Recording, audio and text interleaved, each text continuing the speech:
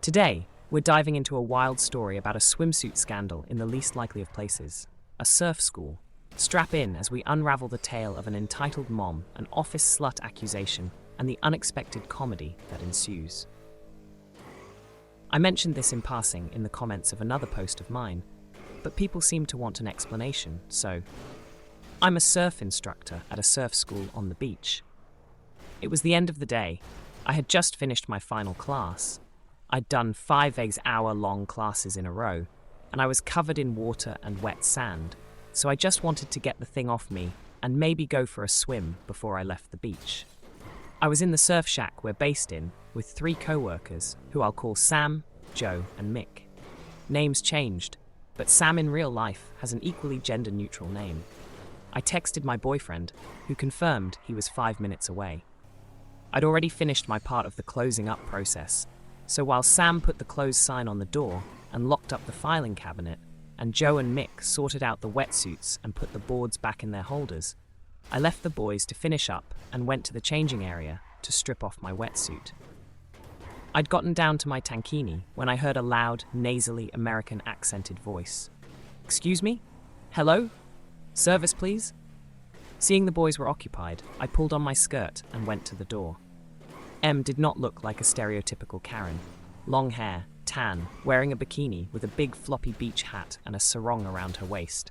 Her daughter was with her, looked around 10 to 12 years old and like her mum's mini-me. But she didn't speak once during this encounter, so I don't know if she's entitled or not. "Hi, can I help you?" "You could start by putting some clothes on.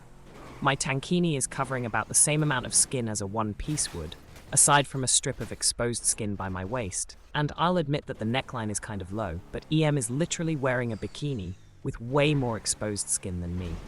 Me, customer service mode. "I am very sorry, miss." "Sam, can you grab me my shirt, please?" He throws my tank top at me and I pull it on. "Better?" "Not really. Is there anyone else who can take care of us?" "Sorry, my co-workers are a little busy right now. We're closing up." "Fine. I want to sign my daughter up for classes tomorrow." I start to talk her through the availability slots, when we can fit her kid in, prices and requirements. While I do this, I'm gesturing with my hands and leaning over the counter to point out some stuff on the sign-up sheet. "EM, I'm sorry. Don't you have a sweatshirt or something? It's the middle of summer, in a heat wave, on a beach." Me, clinging to my customer service smile because I'm still technically on the clock. "I'm sorry. No, I don't. Would you like me to carry on? Is there no one else I could speak to? You're making my daughter feel self-conscious." Me, giving up on being polite. "You're making me feel self-conscious. It's summer, it's a beach, it's a heat wave. I do not have another shirt. Everything that needs to be covered is covered, and with all due respect, you're wearing less than I am."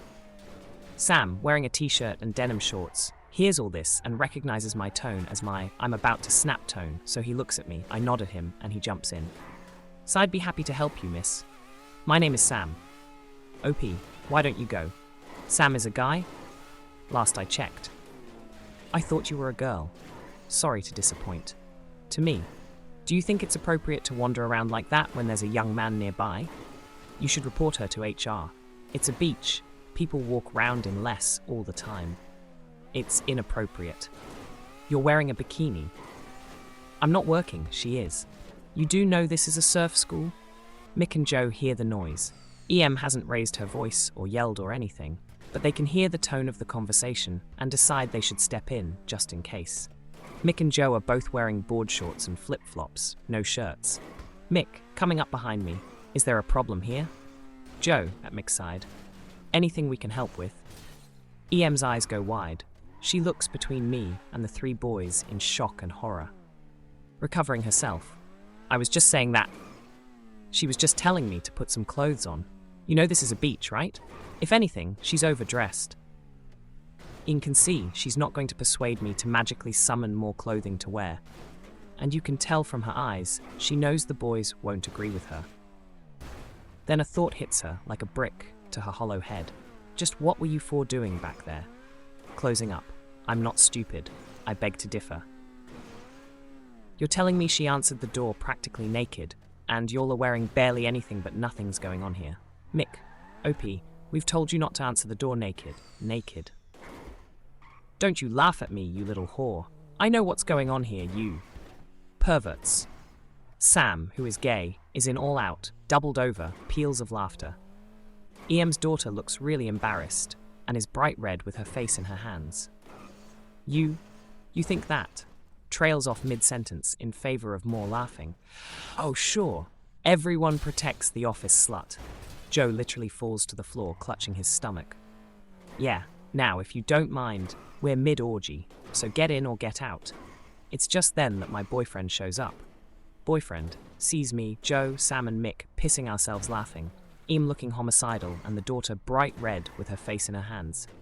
Everything okay here?